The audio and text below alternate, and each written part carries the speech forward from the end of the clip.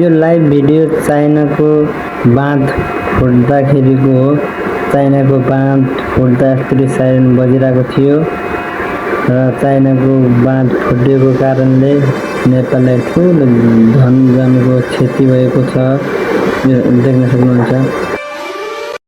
हेर्नुहोस्, देख्न सक्नुहुन्छ यो मुख्य रोड जोड्ने पुल यस्तरी बाढीले बगाएको छ। यो चाहिँ तिब्बतबाट आएको बाढीले बगाएको हो।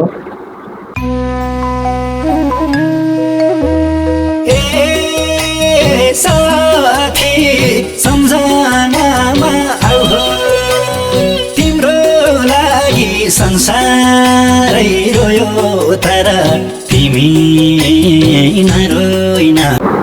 यो पुल पनि बगाएको छ। यो तिब्बतबाट आएको बाढीको कारणले गर्दा नेपालका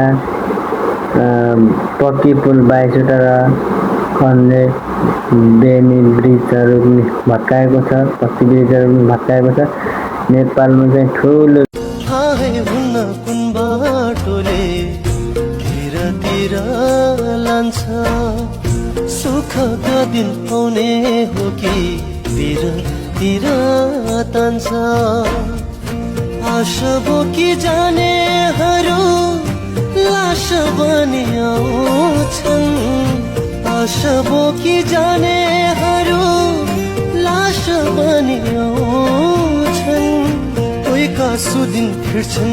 मर्ने त मरिहाल्यो, बाँच्नेलाई मो चिन्ता। गाउँ सहरै रुवा हुने कालो रहेछ दिन त।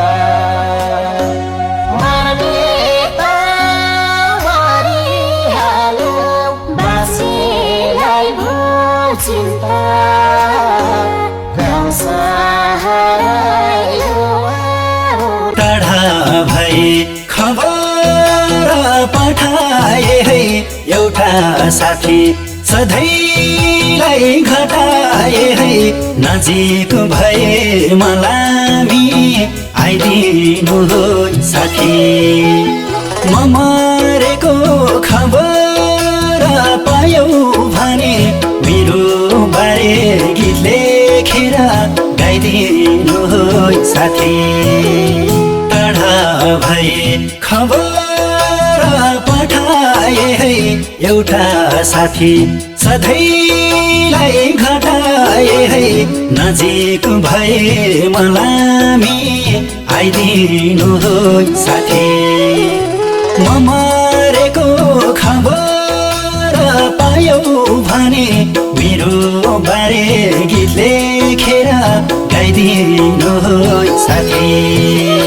म मरेको खबर पायौ भने मेरो बारे गीत लेखेर गाइदिनु हो साथी।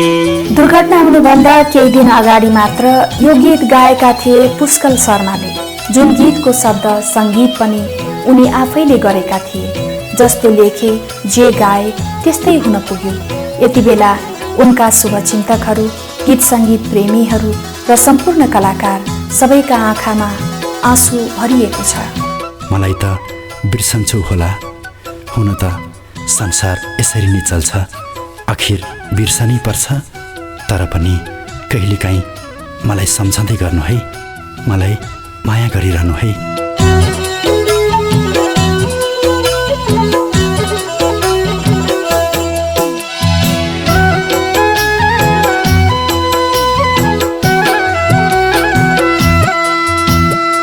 बाटोमा आएर हेरिदिनु म बसेको मुटु फेरिदिनु, नजिक भए मलामी आइदिनु हो साथी।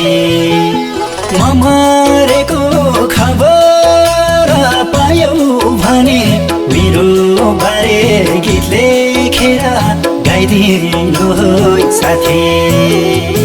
बाटोमा आएर हेरिदिनु म बसेको मुटु फेरिदिनु, नजिक भए मलामी आइदिनु साथी। म मरेको खबर पायौ भने मेरो बारे गीत लेखेर गाइदिनु साथी। म मरेको खबर पायौ भने मेरो बारे गीत लेखेर गाइदिनु साथी।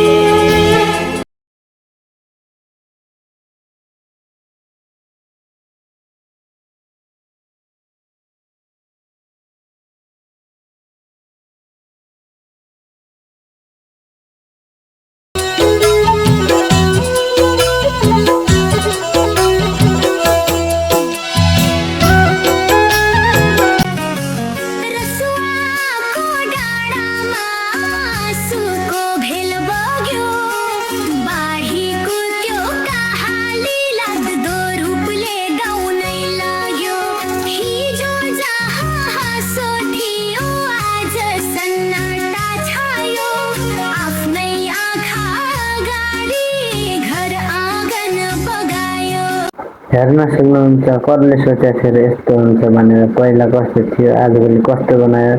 यो चाहिँ भोटे कोशी नदीबाट आएको बाढीको कारणले ठुलो नेपालमा धनजनको क्षति भएको छ, धेरै ठुलो क्षति भएको छ यो चाइनाबाट आएको बाढीले गर्दा।